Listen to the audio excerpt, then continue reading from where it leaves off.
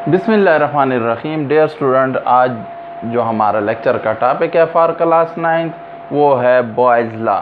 तो Boyle's law जो था, ये रॉबर्ट बॉयल्स ने एक रिलेशनशिप को डिस्क्राइब किया था किसके दरमियान, वॉल्यूम ऑफ गैस और प्रेशर, अप्लाइड प्रेशर के दरमियान। ठीक है, ये 1662 में वो किया था। और उसने स्टेटमेंट जो दी थी, तो उसने कहा था volume of given mass of gas is inversely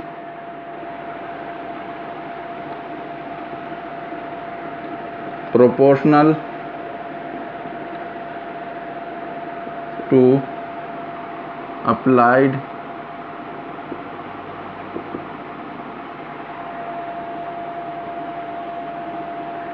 pressure at constant temperature। यानी आपने एक ख़ास मिकदार ली, एक गैस की 1 मोल ली, 2 मोल ली, 3 मोल ली, और एक मुस्तकिल टेम्परेचर पर। यानी ऐसा नहीं है कि आपका टेम्परेचर उस दौरान वेरिएबल हो रहा है, टेम्परेचर को कांस्टेंट रखना है। फिर उस पर आप जब फोर्स या प्रेशर अप्लाइड करेंगे गैस पर, तो उसके प्रेशर, अप्लाइड प्रेशर और वॉल्यूम के दरमियान जो रिलेशन है वो इन्वर्स रिलेशन है। यानी आप प्रेशर ज़्यादा करेंगे तो वॉल्यूम गैस का कम होगा, और अगर प्रेशर डिक्रीज़ करेंगे तो वॉल्यूम ऑफ गैस ज़्यादा होगा, गैस एक्सपेंड करेगी। तो इसको मैथमेटिकल फॉर्म में हम V is inversely proportional to pressure, सही है, इधर लिखेंगे एट कांस्टेंट टेम्परेचर। ये आगे आप कंडीशन भी लिख देंगे। P प्रेशर है, V वॉल्यूम है किसी गैस का, तो वो उनमें जो रिलेशनशिप है वो इन्वर्स रिलेशनशिप है। यानी एक ज़्यादा होगा तो दूसरा कम होगा, दूसरा ज़्यादा होगा तो पहले वाला कम होगा, यानी इन्वर्स रिलेशन है। ठीक है, अब हम क्या करते हैं, इस प्रोपोर्शनलिटी कांस्टेंट को किसी कांस्टेंट से, साइन को किसी कांस्टेंट से, और उसको KB से, KB जो है इसको बॉयल्स कांस्टेंट भी कहते हैं या कांस्टेंट फॉर बॉयल्स इक्वेशन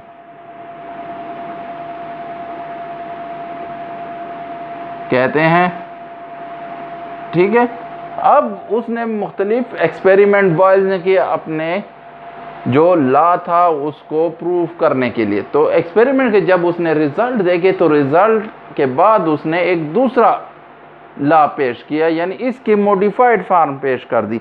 तो वो मॉडिफाइड फॉर्म क्या कहती है कि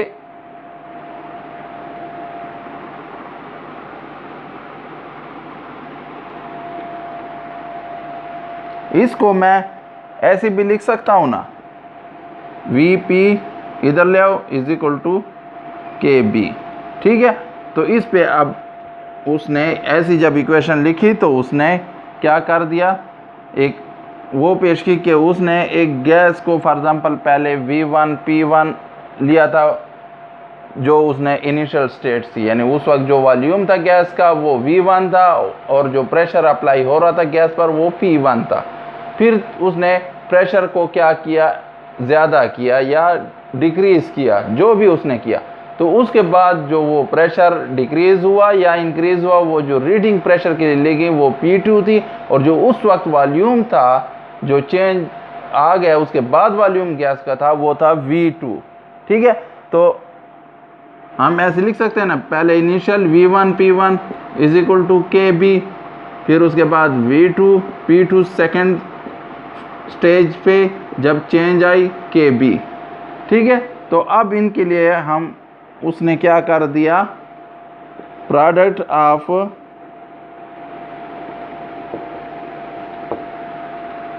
volume of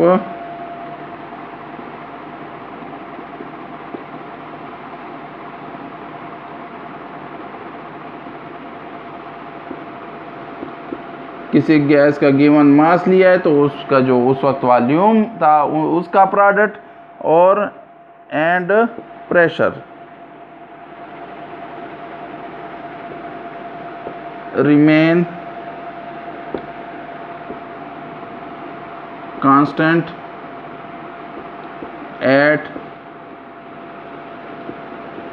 constant temperature. Temperature इस दौरान चेंज आपका नहीं होना चाहिए उस सिस्टम का जिस पे आप स्टडी कर रहे हैं, एक्सपेरिमेंट कर रहे हैं उस गैस पे, तो उसका टेम्परेचर आपने चेंज नहीं करना है, टेम्परेचर को कांस्टेंट रखना है।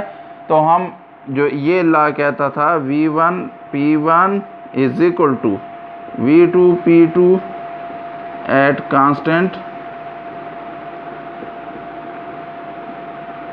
टेम्परेचर। ठीक है, टेम्परेचर को कांस्टेंट रखना है, तो फिर वॉल्यूम का और प्रेशर का जो प्रोडक्ट आएगा किसी गिवन मास ऑफ गैस के लिए, तो वो दोनों कंडीशन पे सेम होगा, इनिशियल स्टेट पे और फाइनल स्टेट, दोनों का प्रोडक्ट जो आएगा वो कांस्टेंट रहेगा, आपके पास रिजल्ट सेम आएगी। उसके लिए बॉयज ने एक्सपेरिमेंट किए। उसने फॉर एग्जांपल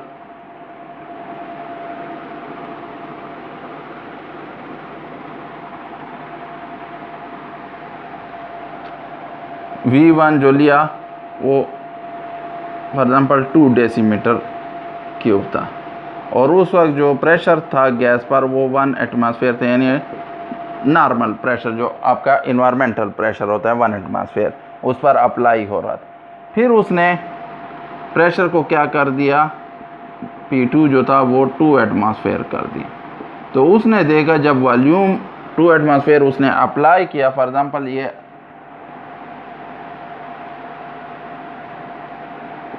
गैस इसमें भरी हुई थी और प्रेशर जो इस पर था वो, यानी उसने कोई बाट रख दिया या जनरल उसने ये किया 1 एटमॉस्फेयर था, सही, ऊपर से एयर होता और ये फ्रिक्शनलेस पिस्टन था। ठीक है, ये जो था ये V1 था, ये प्रेशर जो उस पर अप्लाई हो रहा था वो P1 था। फिर उसके बाद उसने क्या किया, प्रेशर को इंक्रीज कर दिया, तो जो ये वॉल्यूम था आफ्टर इंक्रीजिंग प्रेशर, यानी प्रेशर उसने कोई बाट रख दिया और उसकी रीडिंग जो थी 2 एटमॉस्फेयर फॉर एग्जांपल आ रही थी। ठीक है, ये 2 डेसीमीटर क्यूब था उस वक्त, तो ये जब नापा गया तो ये 1 डेसीमीटर क्यूब था V2। तो देखें आप इसमें पुट कर दें, बायला की मॉडिफाइड उसमें पुट कर दें, तो V1 P1 is equal to V2 P2। ठीक है, V1 कितनी थी, 2 थी डेसीमीटर क्यूब, ये 1 एटमॉस्फेयर था, ये जो था 1 हो गया, फिर 2 एटमॉस्फेयर। ठीक है, दोनों का रिजल्ट सेम 2 आता है।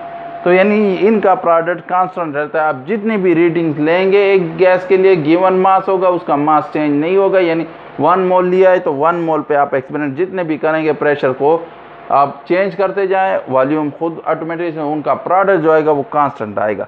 फिर इसके लिए उन्होंने ग्राफ जो वो किया, बॉयज लॉ के लिए जो ग्राफ आफ्टर रीडिंग आ रहा था वो इस तरह था।